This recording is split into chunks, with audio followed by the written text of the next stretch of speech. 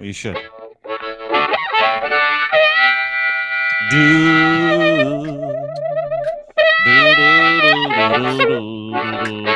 Hi, everybody. Welcome back to the program. My name is Dean. Nice to see you. Good to be seen, as always. That's what we like to say. Hi. Nice to see you. Having a fight with Lochlin right now. It's the stupidest fight ever. It's the dumbest fight in the history of like pre-podcast fights. Listen. You said you were getting into rhythm and blues, and to me, I said I'm a big R&B guy now, like old school R&B, and then we started talking about the rhythm portion, then we started talking about the blues portion. For all of you millennials and Gen Xers, R&B is rhythm and blues, and I'm a big blues guy, like huge blues, jazz, original jazz masters. Love that. It's like super calm. It keeps me calm. I put it on when I'm working during the day. It's one of those things. And then you introduce this idea that Hall & Oates is the blues. Okay, no. I said, listen, if you want to talk about blues, we can talk about blues. But to me, R&B isn't Robert Johnson, Muddy Waters. That's blues. That's traditional blues. R&B to me, the root is of more rhythm and soul. Blues is blues. Yes, but it's more soul when you get into R&B, like Otis Redding, like Sam Cooke, right? Mm-hmm. And then I said, if we're going to have this conversation and you and I are going to, share music together, I might even take you down a little Blue-Eyed Soul path and get you into Huge fan of Daryl Hall and John Oates. Not a huge fan. But you're thinking of Private Eyes, Daryl Hall and John Oates. Thinking of You're Man not Eater. thinking of Voices. Man Eater. Oh, here she comes. That's a great song. That's the worst I'll song admit ever. that it's a guilty pleasure, but no, it's stupid. It's the worst band in the history of fucking bands. They ruined music. It is. Yeah, they did. No, it is not. Just a couple of dumb white guys. One guy with a crazy Duster Lanny McDonald mustache. The other guy looked like he hangs around bathrooms in malls. Yeah, Oates. I don't even know which guy's Oates. Which guy's Hall still. Like Daryl's the blonde with the long hair. Daryl and John Oates is the guy that looks like my dad. Yeah. My dad looks like a cross between John Oates and Bruce Springsteen. So, anyway, they're not a blues band. Is my point. They're just I said band. they're a soul band. No, they're not. And a lot of the stuff that didn't make the radio. A poppy honky duo. That's what they are. No, honky. They're a power cracker duo. I have a soft spot in my heart for Hall & Oates because the very first I had some albums when I was a kid because I was into music. My dad was a musician and I had some records around the house. Yeah. But the first album I ever bought, and I don't know why I bought it, was the Daryl Hall and John Oates Voices. So I ended up getting into like Led Zeppelin and Black Sabbath. Sabbath. The same reason why everybody back then bought a Daryl Hall and John Oates album. The radio. The radio is like, but if you go back and listen to that record, there's more to it than the radio hits. That's all I'm saying. I didn't get past the radio hits because I hated the radio hits. It wasn't like I was going to go, ooh, a bunch of shitty songs I put on the radio. Let's go and see how shitty the deep cuts are. No, another band that lives in sort of that world for you brought up millennials. Yeah, is ZZ Top. I worked with a millennial, and ZZ Top had all these big monster hits, the Eliminator, right, from the 80s, and everybody thinks of that. To me, ZZ Top is the 70s blues band. Like beer drinkers. Yeah. They're a blues band first and foremost, right? Yeah. Okay. And then they just did the rock and roll on the side. Okay, what do you want to get to today? Because we got a bunch of stuff. We've got a popcorn bucket to get to. We've got some makeup to get to. We've got a Fleshlight story to get to. We've got a lot of things to get to today. Where do you want to start? Well, we'll bookend the podcast with a music discussion. Okay. So we just started with the Are we done with talking about getting you fired, or are you getting fired from your radio gig? We're moving on. I'm telling you. All right. I'm just the podcast is up today. Are you okay? You feeling all right? No, I've been good. I've been good. I know. I'm giving people a dip check of my friend Lochlin today because it's only been one day that you've been working here at Crier Media. So I just was saying, are you good? And you're like, yeah, I'm good. We can move on. Yes. Good. You're good. I'm good. By the way, I'd like to highlight that my employment here is still an unpaid internship. Okay. But hold it. Before we move on, What was the reaction like to yesterday's podcast? Because not many people get a chance when they get fired from radio, which is one of the great things in radio that consistently happens to people that get fired, is after you get fired, 9 years of them billboarding you and putting you all over the place and riding you. It's like, we just pretend that person never existed. That's the beautiful part of radio firings. It's like, who's that? I don't know. I don't know who that guy was. But have you gotten a lot of support? Lots of great notes from yesterday's podcast. That's it was Monday's podcast. Today's Wednesday, so it's yes. The reaction has been unbelievable. Mm-hmm. There's people coming out of the woodwork that I haven't talked to in 100 years. I got a lot of comments from people from the industry that are still in it and have been fired. And we're very appreciative that somebody had the balls to step up and say what they're going through. It's difficult to do. I told you I wanted to move on. Okay, I'll just do this quickly. Can't just pretend. Yeah, this is. You know why? You didn't talk about getting fired for 45 minutes the other day, which is a follow up. That's all. You're doing great. Okay. Yeah, I'm doing great. I am. I'm excited about this next chapter in my life. Here's the problem with bitching about the broadcast industry. This is the greatest job in the world.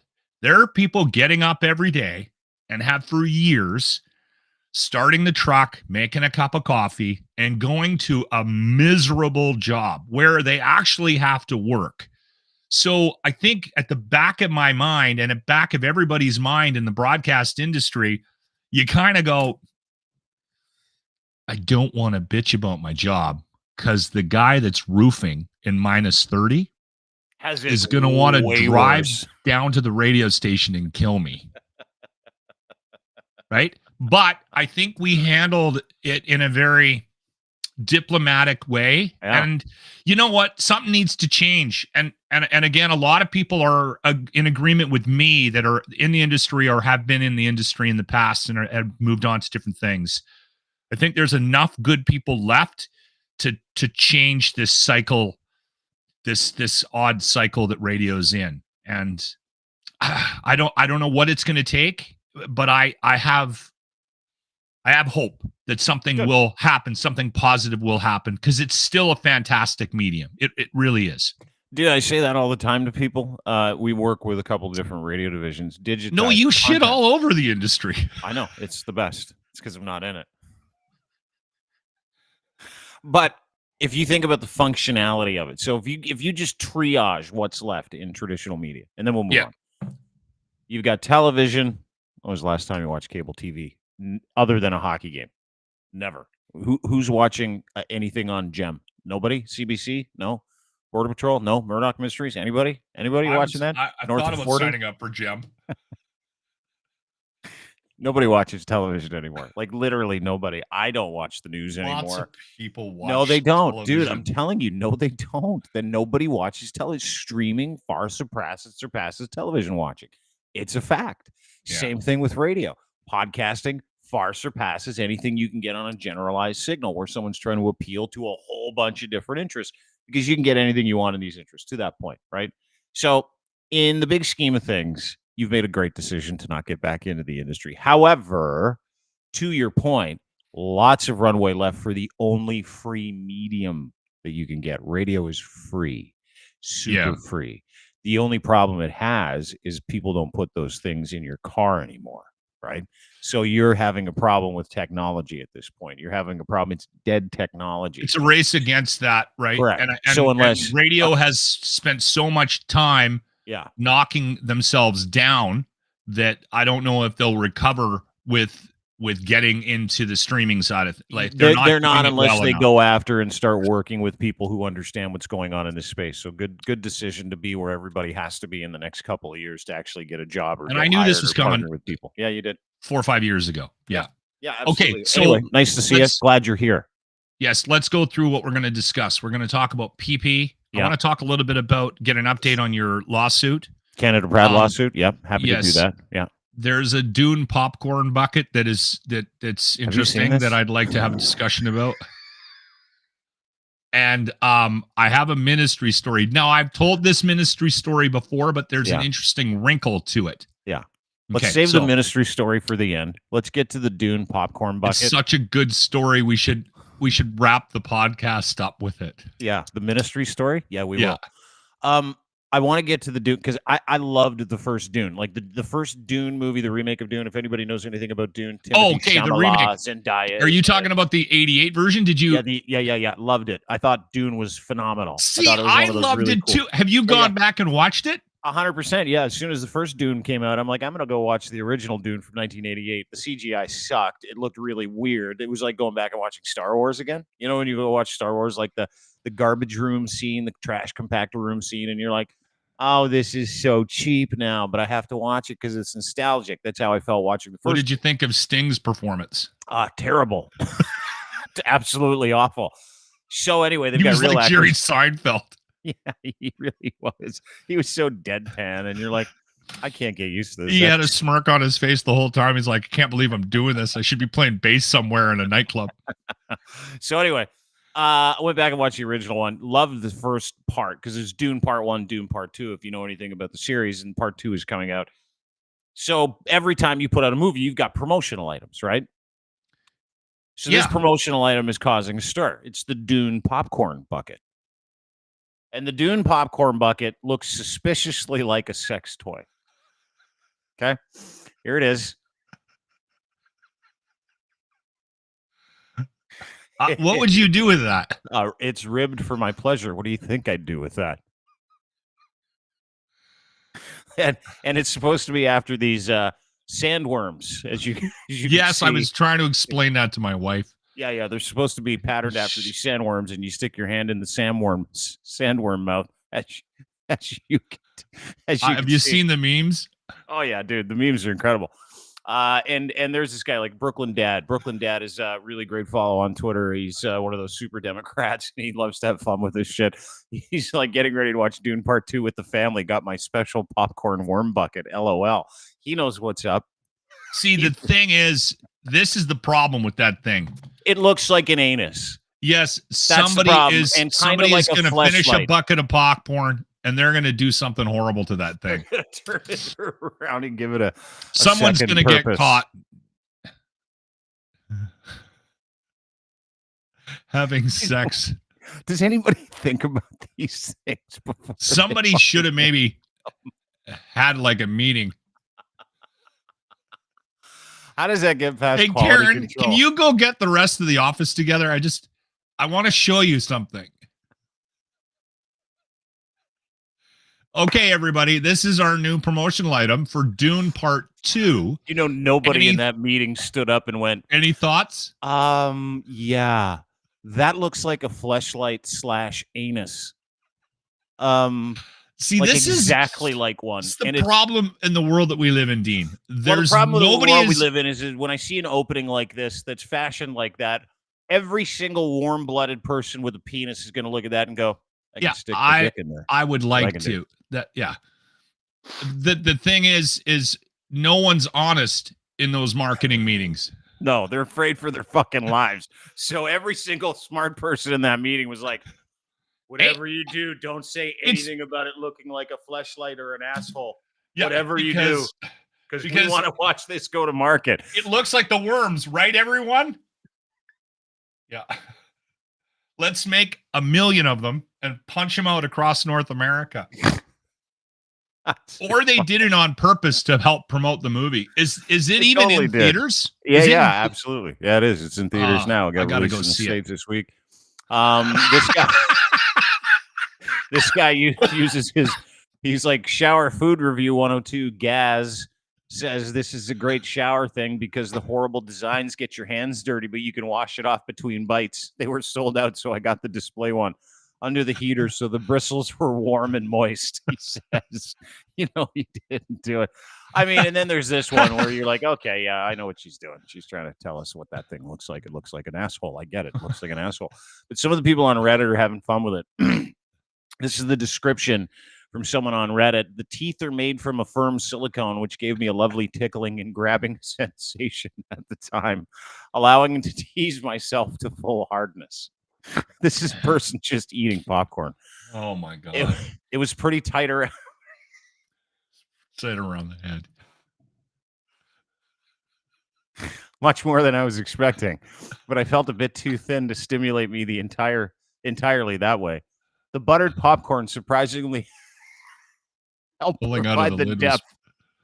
Pulling out of the lid was probably the most pleasurable sensation. Had to be careful not to pull out too quickly or the lid would pop off. Oh my God. There you go. Anyway, just say if you head to Dune 2, make sure you get the popcorn bucket. I think that's what everybody's saying here. You're gonna need it for popcorn and other Why things. why do I want one? Same reason I want one. Because when I see it, I just laugh. It's like it's just laugh because there's so much I would that goes hate into to that. be working at a movie theater right now. Yeah. That staff is hearing it. I bet you there's a couple of places that just pulled it. Like, we can't. There's kids in here. Stop. Stop, Jerry.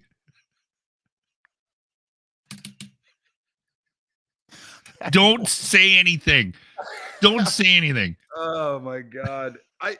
I laugh because like you go back to the conversation where like it's in production, right? Like someone designs it and they're like, what do you think? Well, the assembly line guys too. Like, get down. Look what they're making. That has to go through 1,000 hands or like 1,000,000 touch points to make a Fleshlight pop. Look at I'm fucking dying laughing. I can't like it's just stupidest shit ever. It's the hardest. You know what would be like a year. Funny too is if there was like, not that I'm encouraging this, but I'd love to see a truck have a car accident on the highway with a load of those where they're flying all over the highway. Run into another truck carrying dildos. Yeah, I get it. Oh my God. Anyway, there you go. Go see Dune 2. That is going to be a hell of a show. Okay, so now PeePee, Pierre Polyev. Yeah. Before we get into what we're going to talk about with PeePee, let me just kind of make a quick announcement. Yeah, I want an update on the lawsuit. Oh, do you want to? Okay, well, you want to do the lawsuit first, or you want to get to PeePee? I want to hear the lawsuit has something to do with PeePee. So let's just talk about PeePee because I want to talk about something to do with politics. I can't write about it anymore. I can't talk about politics anymore. I can't talk specifically the fake shit, and all of it's fake, right? Like press conferences talking about how they're letting serial killers out of jail. None of that is true. Memes and marketing campaigns about how Paul Bernardo and Luca Magnotta, two of the worst serial killers in the country, are basically at Club Med. None of that's true. They're in like solitary confinement and lockup. And this weekend I had like this epiphany. Yeah. I am so exhausted by the distraction theater that is involved in politics right now that I can see through it and I keep letting people know about it that I'm not going to do it anymore. I'm not going to like say, hey, everybody, this is a lie. Here's what because you can't fact check all these people fast enough to the point where it's like, I'm not going to put myself out emotionally or mentally for this bullshit anymore because I'm not in it to help people get elected. It's not why I'm here. It's not why I do content. So we're going to be pulling back from it and we're going to be mocking it from now on. We're going to be mocking the finer points of it. And one of those things happened this weekend where Pierre Polyev legitimately is morphing into Donald Trump. Like he's just morphing into this like skinny, weird version of Donald Trump. Yes, go ahead, Lochlin Cross. Before you show the picture, yeah, and before we discuss this, I just want to say that I think there's going to be a tremendous amount of disappointment about you not writing about politics. I can't believe you're letting down everyone. I'm not even going to talk about it anymore. Not in legitimate terms because it is not a legitimate business. I think we've all arrived at that point, right? Hey, show this picture because I purposely didn't look at it when you explained what you wanted to show. Yeah, because I wanna have a reaction, an initial reaction. Well, the reaction to keep in mind, this is the gentleman. He's the conservative leader of Canada. Lied, cheated, stole his way to the conservative leadership. They all do. So it's all performative. Yeah, I know. Well, yeah, not that. Not yeah. They all do. This guy really did. They're all in the same canoe. No, but this guy paid people off to do it, which is a fact. So anyway, bottom line is Pierre Poilievre's taken to wearing a lot of makeup, like a lot of makeup. And keep in mind, this is the gentleman who wants to prevent trans people, non-binary people from wearing makeup. He doesn't believe in gender ideologies, all that stuff. Guys wears a lot of fucking makeup, which, if you were a guy who was against makeup for men, no matter what, you'd think that this is a little hypocritical. Can we just have a look at the amount of foundation this man puts on his hairline? Look at that. That is Trump-esque bronzer. So is that makeup, or is that one of those suntan things? Somebody might be able to know. Somebody might know a little bit better. That's a cream. I did a little. Is I did it? a little research. It's a type of cream. Okay. If you remember, Trump is a big fan of wearing the same sort of bronze cream. I thought Trump's was a tanning thing, like one of those spray tans, isn't it? No. It's and this is PeePee again, where he's got the full makeup he on. Looks like a Snapchat filter. Yeah. He's a human Snapchat filter at this point. That's exactly it. And you can see the top of his hair. Hey, Mom, is that a Sears mannequin? He doesn't even look real. No, he looks wasted all the time too. That's, you know what it is? You will meet people in your life, and it's not even about politics, but they're so concerned about what other people are right? Other people think of them, and I think that's what we have here. I think that Trump, PeePee, Trump. I didn't know he wore a cream. I thought he did a spray tan. Oh, no, that's a cream, dude. He puts that on in the morning. I'm well aware of it. I know people that do this, but they are women. Okay. Yeah. You can see this is the Donald Trump bronzer. To your point, yeah. I mean, this is how you can tell it's just a big work, right? Like they want you to think they are something they are not. And to your point, Pierre Poilievre is taking this so seriously now because he's up in the polls by like 17 points, just crushing Trudeau at the moment. He's like, I got to keep the dream alive. I need people to think I am much better looking than I am. Well, I think there's that, honestly, Dean. And you know what? I think part of the problem in the world that we live in is that it actually is a thing. I remember being wildly frustrated when people were talking about how nice Trudeau's hair was, right? Like, and I'm like, please tell me you didn't vote for him because he's got nice locks. And I think there was a faction of the population that did. So PeePee might be concerned about that comparison. If he goes into an election, is he competing on a platform, or are people voting for Trudeau because he's better looking? Like, that's what they're doing. He's trying to get the good-looking vote. We can be fairly shallow. Dude, you're not wrong. That's the funny part, because about 6 months ago, if you remember correctly, and this is what I love and hate about politics too, is they know people are stupid, right? They know that we're dumb. They know they're like, hey, you just got to give these people the perception of something, and they'll get mad and do something, or they'll think something totally different. Why can't but 6 months ago, real? It just drives because me it doesn't work. Because you have to be all things to a certain group of people. That's what politics is. That's why I don't interview any politicians. That's why I fucking can't stand them. Because none of these people are real people. Because I would love to interview PeePee and then ask him what kind of bronzer he's using. Yeah, do you get bronzer tips from the big orange goo master? Yeah, from him. Do you get bronzer tips from that guy? By the way, put some fucking effort into it, Donald, if you're going to do that. You look like you look insane. Anyway, Lochlin just begged out. Sure, he'll pop back into the podcast. But this is the problem that I have. The problem that I have is that Pierre Poilievre's hair is a mess.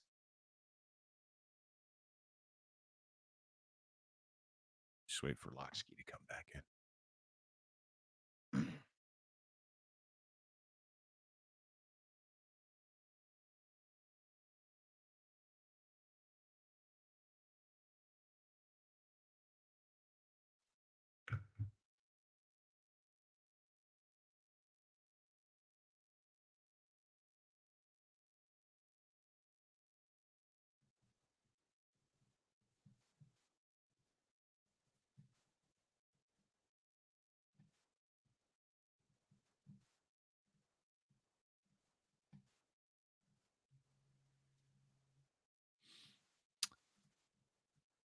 Hey, buddy.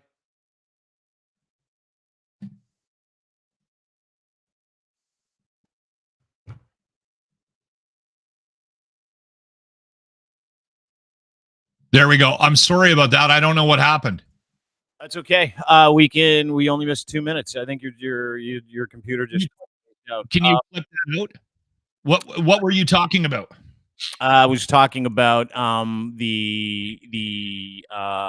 fake these people are. Yeah. How fake. Yeah. Okay. Pierre Polyev. Sorry about that. I don't know why. I don't know why my computer just went and shit out on me. I'll just edit it. We'll pick up here.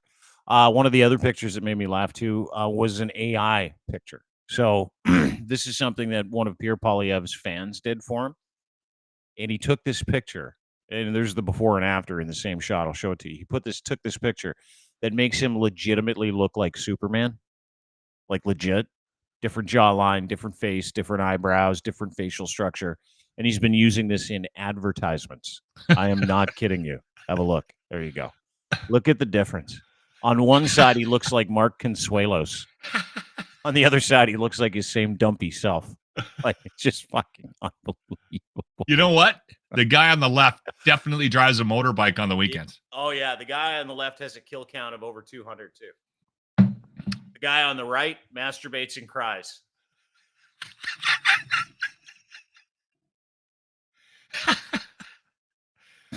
In the fetal position, he cries when he masturbates. He feels bad. He feels like he's done something untoward to the Lord because of the thoughts that he had to have in his head to actually bring himself to fruition. That's his problem. It is sad. Like, I mean, we don't have to berate the point. It is sad that we live in a world where the aesthetics, the outward appearance of somebody is more important than what they say and who they are. Yeah, and people will vote for that guy, right? You see it in the States, too. They're running around with Joe Biden and Donald Trump basically the same age. Everybody's like, Joe Biden's too old. It's like, Donald Trump's almost the same age. I will say this. Trump looks a little more virile than Biden. Biden's got that kind of walk like he's walking like he might fall. Yeah. Trump all the time. Is oddly for his age, right? I don't know. Maybe it's the McDonald's.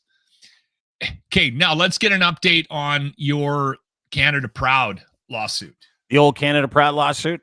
Yeah, because I haven't really heard you talk about it much. It's still a thing? It's still ongoing? Oh, yeah. Oh, dude, still mega ongoing. Okay. Yeah, so what was it, November? It was end of November we get sued by Canada Proud. And to understand what Canada Proud is, they do not represent Canada or its pride. It's a publication. Right. It is it is an online community created by a gentleman named Jeff Ballingall. Okay. Starts with Ontario Proud several years ago. They use Ontario Proud to curate a mailing list so that they can help Doug Ford get elected. Right. And so part of that system, part of what they do, and you got to keep in mind, Jeff Ballingall comes from a company called Navigator. Navigator literally gets paid to fuck people's reputations over or to salvage reputations. We don't need to get into it, but you have a relationship with Navigator. Yeah. They got paid to paint me as a total homophobe about 10 years ago. Yeah. And Jeff Ballingall was one of the guys on that file, so he's familiar with it. So we take great pride in telling you the truth about people like Pierre Polyev. His lies, da-da-da-da-da, conservative lies, da-da-da-da-da, Maple MAGA, da-da-da-da-da. Yep, exactly. And so in November, they sued us. And when I say they, I mean a proxy of the Conservative Party, because Jeff Ballingall runs the Proud group of networks, Canada Proud, Ontario Proud, Alberta Proud, all the dumb Proud. It's like it's legitimately a calling card to Anglo-Saxon old stock Canadians. Well, it's following a template from the United States of how segmented broadcasting has become on the political side of things, right? There's a left-wing, version of politics, and then there's a right-wing version of politics. Sadly, and it's grown over the years, and it's eking its way into the Canadian system as well. Yeah, the same model. Not as predominant, but of let's just create this website. Let's tell people we're reporters. Let's tell people we're a media company that just really believes that this person is better for Canada than the other person. Side. Correct. However, they're paid for that by those sides, right? So in the case of Canada Proud, they're owned by a company called Mobilize Media. The owner of that company is a guy named Jeff Ballingall.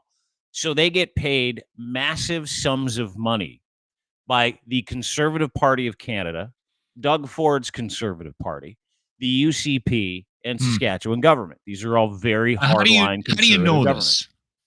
because I know the people that do all the business with these people. So Okay. and we're balls deep in a lawsuit. So we've had to do a bunch of research.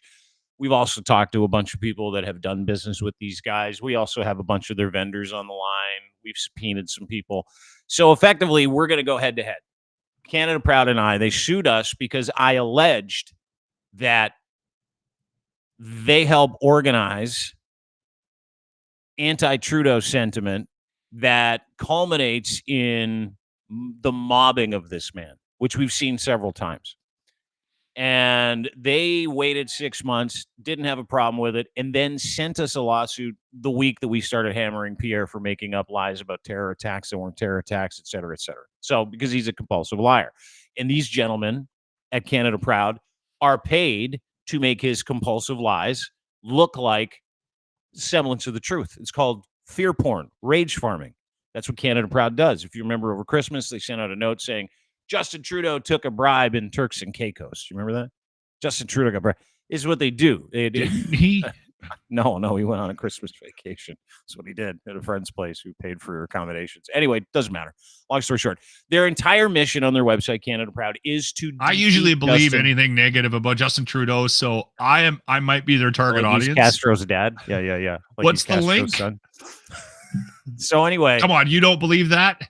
Because we went after Pierre Poilievre, because we went after him, and because they are the proxy, the official media partner of Pierre Poilievre, and because Pierre Poilievre cannot sue private citizens, these guys sued us. Okay, they sued us for the maximum allowable in Ontario Supreme Court, which is $200,000. Didn't they offer to drop it if you would stop talking about PeePee? They didn't offer to drop it. They wanted it to conclude as fast as possible because we have a healthy GoFundMe to fight them legally, and we also don't give a shit because we know we're right. So now that GoFundMe, where is it at? GoFundMe is at $41,000. I can't believe that. And we need to get to 50. This is a fact. Like, I mean, because here's the thing. What we're not doing is we're not just fighting this lawsuit and defending ourselves. We have a counterclaim, and this is kind of the news that I wanted to share. The counterclaim says, no. We know what you do, and we can prove it. And you coming after us is frivolous. So we happen to think there might be a class action lawsuit here now because we've had so many people come up to us and say, we've been threatened by these people. Because keep in mind, Canada Proud, literally, if anybody had an issue with any of their shit that they put out together, they would send lawyers on Twitter to say, delete this or we're going to sue you. Delete this or we're going to sue you. Yeah. Delete this or we're going to sue you. We're going to come after you. Like literally hundreds and hundreds and hundreds of threats. And then finally they sued us. And so the whole goal for this organization is to damage, threaten other people in order who take to issue suppress exactly what they view as fact checking of any of the shit that they put out on behalf of their client, which they're exclusively paid for, right? They are literally paid to attack Canadian citizens, private citizens. They're literally paid to attack the reputation of individuals in this country, whether they be private citizens, media outlets, whether they be prime ministers or people in cabinet. And these are the people that continually come up with and gin up these ideas that Canada sucks. Canada's broken. These are the same people that put out all of the Pierre Poilievre doesn't like serial killers and Justin Trudeau does, and they're all playing hockey at Club Fed. Like, this is the same people. It's all a lie. These are all distractions. And so when we point that out, and they come after us and sue us for $200,000. And the other part of this thing, which is fascinating, is there's an injunction that they're asking for that prevents me from talking about them at all. That's what they want. So they want money because they say I embarrass them by telling the truth about them. And they also want an injunction that prevents me from talking about them. These people get paid. That money that they're using to sue us, to silence us, to threaten hundreds of people online comes from conservative donors in the Conservative Party of Canada into Jeff Ballingall's bank account. And then he pays lawyers to do this for who? For everybody else. And so our GoFundMe is healthy for sure, but we need more. And the reason why we need more is because we're not just defending this lawsuit. We're going to turn this lawsuit around. So in the description of this podcast, you can go and donate to our GoFundMe. We would love to get to 50, maybe even to 60. Our goal was 50. We're almost there. And I couldn't be more grateful for the help that people have been. We partnered with Canadians on this because disinformation is the biggest issue that we have. Yes. And it continues to drive people crazy. It continues to drive people to punch their neighbors in the face and do dumb shit. So we would like to not just counterclaim against Canada Proud. We want to go to the source. We want to know where Canada Proud gets their money. We want to get to discovery. So if we can do that and people can continue to help us, support us by donating and sharing the link for our GoFundMe, we're going to be able to kind of get to the bottom of how disinformation and the network of disinformation in this country continually goes to benefit one group of people. Because really, dude, I want to know how it works. That's my goal. I've two questions about this, okay? Yeah. And I don't know if you're going to be able to answer the first one. Did David Parker substantiate any of your theories here about this Canada Proud organization? I would say we have a lot of help from a lot of different people. That's what I leave it at say. that. Okay, here's another question. Yeah. Okay. By the way, I'd also like to point out that the left does this in a different, but also does something similar to sort of control the narrative. All political parties do this. This is the battle you're in, and I appreciate the battle you're in. But I also have a question about the money for the GoFundMe. Yeah. Let's say I took a couple of days off and flew to Toronto and hung out with you for a weekend. Would you be able to dip into the GoFundMe and like take me to the Brass Rail? No. Okay, just drinks, the keg. No. Let's go to the keg. No. This is All money right. meant to get people legitimately the information they want about disinformation in this country. I'm so glad you've decided not to talk about or write about politics anymore. I'm not gonna. I'm just dealing with it. Let me tell you my ministry story, and then we can wrap up. All right. So you said you're thinking of going to ministry tonight. Is that correct? I'm going to ministry tonight. You are? I've decided to, and this is why. Okay, so I've had a bad ministry experience, dude. I don't know. Let's tell the little story. I have not been able to listen to ministry since 1992. Now, I'm not a big drug guy. You know that. Yeah. When I was 22 years old, I was in Vancouver. I was going to radio school. And a friend of mine said, "Hey, we're going to Lollapalooza at Thunderbird Stadium this weekend, and I'm wondering if you want to go." And I looked at the lineup, and there was a couple of bands in there that I knew. I wasn't a big, I didn't know a lot about grunge. I knew a little bit about it, but I was like, yeah, I love live music. Let's go. So it's a beautiful day. We park our car. We're walking to the venue, and a guy puts his hand out, and he says, "Hey, do you guys want to drop acid?" And I'm like, are you fucking serious? yes. You took hand acid from a stranger? Yes. So I took a dose of whatever the hell it was. I don't even know. It was acid. And I just know that he had said it was acid. And so we go into the venue, and within, I don't know, an hour, I'm not even sure how long it took to sort of hit. And listen, we got there at the beginning of the show. I'm a huge Tool fan, and I missed the second stage, but they were on the up by the beer gardens, and I missed that. I can't believe I missed Tool in 1992 before they released Undertow. Anyway, because I think Undertow came out in 93. Easily one of the best albums in the history of musical hard rock and roll. Easily. Such a great record. Yeah. Anyway, what did you tell me the other day about the connection between Tool and Dune? Was that you? No. Somebody said Dune was for like. Now I'm concerned that you might have Alzheimer's, and that I don't think we should be working together because you might start remembering and forgetting things. No, listen. I was one and done on psychedelics. I've never done mushrooms because this bothered me so. It messed you up? Yes. So I've avoided, and I'm very casual pot smoker, and I'm very careful with it because I get way too stoned. I smoked when I was a kid, but it was like It was the stuff that was grown behind the and that's fruit your problem. You stand. smoked when you're a kid. You're not supposed to smoke when you're a kid. It'll fuck up your brain. Well, no, but it wasn't any good. It was like, we called it Explain some shake. It stuff. didn't even stick together. It just gave you a headache. Yeah. I got actually a story about us finding a marijuana field in the bush. Anyway, that's another story. Thank you. So anyway, I'm on my way into ministry. Soundgarden's on stage. Pearl Jam. You're loaded with hand acid from a stranger. About 5 o'clock in the afternoon, ministry, its sun comes out. Jesus in the Mary chain. It's about 5 o'clock. I'm in the middle of a mosh pit. And this was one of the bands that a lot of people were there to see. It was it's always been a big band, but it's got a massive underground following. At about that time, I peaked. And I just remember being more terrified than I have ever been in my life about anything. I lost my watch. I lost my t-shirt. I lost my hat. I lost my fanny pack. I lost a shoe. Lost your mind. When I left the venue, I had one shoe on and a pair of jeans.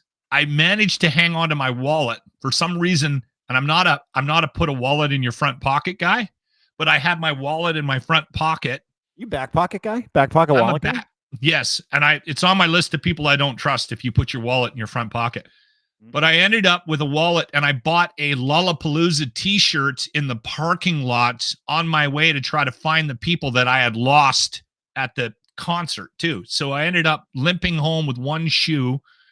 And so I've never been able to listen to ministry, and it was a bad experience for me. So I've never jumped back into this psychedelic world. So fast forward to 2024. It's a big day for you. Somebody's watching the podcast on Monday, sends me a note and goes, I saw the YouTube on your locker room page. Sorry to hear you going. He goes, I remember you telling a story about being in ministry in 1992 at Lollapalooza. I was at that concert. I had a similar experience. He didn't get into any details, but said, I haven't been able to listen to them either. Oh, this is going to be therapy for both of you. I got a pair of tickets for the show. So I'm literally going with Trevor to ministry at Midway tonight. Dude, you're going to get back on that horse and ride again. You're going to teach that monkey that was on your back a thing or two. You're going to get through PTSD. You're finally going to be able to go to a ministry show, and you're going to hold hands with a complete stranger who had the exact same horrific experience on psychedelics that you did at your last ministry show 32 years ago. Okay, question this for is you. a big psychological deal. Yes, go ahead. Should I do acid again? 100%.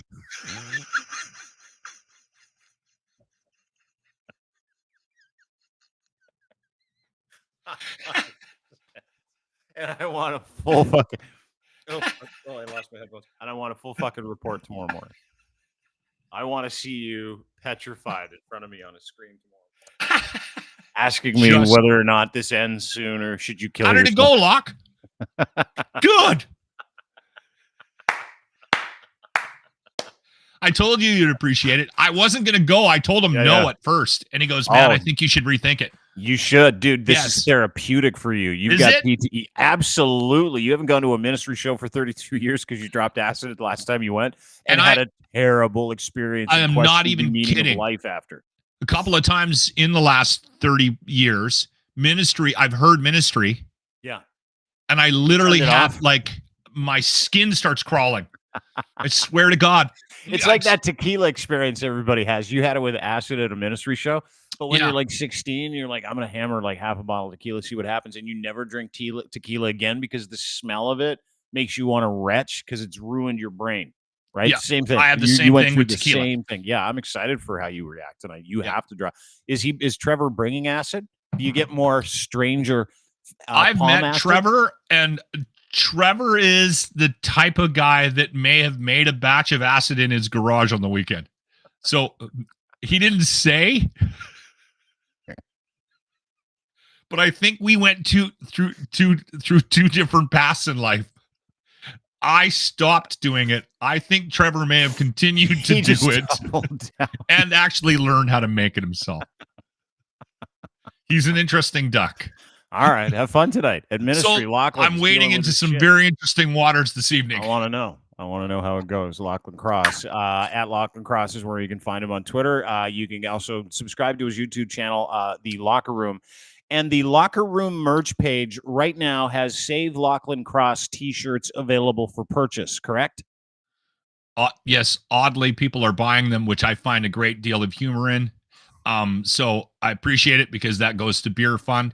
Yeah. Also, the Dean Blundell merch page is back up and running. And you mentioned Doug Ford. Remember the Fuck You, Doug shirts? Yeah. Fuck you, Doug. Are they back? Those are up there. I'm going to sell some of those today. Yeah. I'll send you the link, okay? Right. And then you can post it. All right. Look forward to it. Thanks, buddy. Don't forget, you can get everything we do at Crier Media. That's where you can find my friend Lochlin Cross, at Lochlin Cross on Twitter. I should update my bio on the webpage. I think it says I'm still employed. No, not employed. He got fired. Love the product placement today, too. Nice hat. There you go. Ardent Roofing Systems. It's a good guy. Great dude. Yeah, really good guy, and cares about the community that he lives in. At some point, I think we'll be talking to Stacy on this program. Look forward to it. If I'm not surprised, I wouldn't be surprised if that happens sooner than later. Okay, brother. Okay, buddy. We'll talk to you soon. Lochlin Cross. He is the host of the Locker Room merch page. You can go and get the Save Lochlin Cross t-shirts. Really cool shirts. Really nice. You'll love them. Thank everybody for being part of the show. Really appreciate it. I want to thank our partners and friends, specifically at Fact Check. Disinformation Killer is coming. It is software that is unbeatable. It checks the epistemology of social media. It checks the sources of information, and then it doubles back through AI, and it makes sure that it gives you the answer you're looking for. Disinformation and the disinformation environment that we live in, the post-truth society that we seem to all not enjoy. Someone had to come to the table with a solution, and Fact Check did. These are scientists and journalists, people that actually give a shit, and they're building a free tool right now where you can cross-reference and fact-check anything from written word to video to pictures to spoken word. It's the Shazam of fact-checking, FAKTCHEK.io. Go to factcheck.io today to join their beta testing program. Referral program is coming this week. So get in on the ground level. You'll be glad you did as they roll this out globally. Become a Fact Check partner, verified Fact Check partner at factcheck.io. Again, FAKTCHEK.io. Do you believe? Also brought to you by Cantork, makers of rugged, hard-working torque wrenches. Colin and his group have every solution under one roof. Doesn't matter what it is. Cantork offers a complete range of services and products, making you and them your one-stop destination for all your bolting needs, saving you time, effort, and hassle. What is a torque wrench? Super, super simple. It is a bolting solution that you cannot find a torque wrench for, and they are powered by some of the greatest technology and proprietary technology in the torque wrench industry. And Colin is the best in the world. So proud of it. He does everything in beautiful Canada out of Edmonton, Alberta. He puts a maple leaf on every single one of his products, which you can check out at his new website, cantork.com. Check out their services, get in touch, get a quote, and have a look. Reliability you can trust, 20 years of unparalleled global expertise, all your solutions under one roof. Go to cantork.com today for more information. Also brought to you by our friends at Muse on the Mic, Muse Massage Spa, Canada's #1 body house. And the ladies at Muse are lovely. 1290 Finch Avenue West, Unit 13, Toronto, Ontario. Toronto, this is in your backyard. Have a wonderful sexual experience at a licensed body rub parlor with two women who know what they're doing, and you can download their podcast today as well, Muse on the Mic. Anywhere you get your fine podcasts, including Google, Apple, Spotify, go to Crier Media and their Patreon channel or YouTube channel, Muse on the Mic for both. YouTube, Muse on the Mic, Patreon, Muse on the Mic. And the Patreon one is completely uncensored, and you will love it. Also, they're educators. They're sexologists, and they're advocates for the sex work industry. And very funny. They got some great stories in their latest episode, so make sure you go and download Muse on the Mic today, and make sure you make an appointment with the ladies at Muse, musemassagespa.com. And brought to you by Ed's Fine Imports. His Gitch are engineered for any level of performance, luxury boxer briefs, pouch in the front. Buy 3, get 1 free right now. Go to Ed's Fine Imports. Get 4, get 3, and you'll get the 4th for free with Gitch3. That is your promo code. You'll also get 15% off your entire purchase and receive an exclusive access to new arrivals, promotions, contest invites, and more. Bunch of different colors. Honest to God, I cannot stress this enough. A great underwear, if you have one, is one that you have forever. You don't switch. Guys, you know this. You've got your brand. You know what you do. Make this your brand. I guarantee you won't switch. Boxer briefs, pouch in the front, mid, everyday level of performance. Barely there, super soft, moisture wicking fabric. Gitch3 is your promo code. That'll give you a free pair of underwear when you buy 3 or more, a bunch of different colors. edsfineimports.com. Have a great day, everybody. Appreciate you joining us for the program. Alex De Rebekoff up next.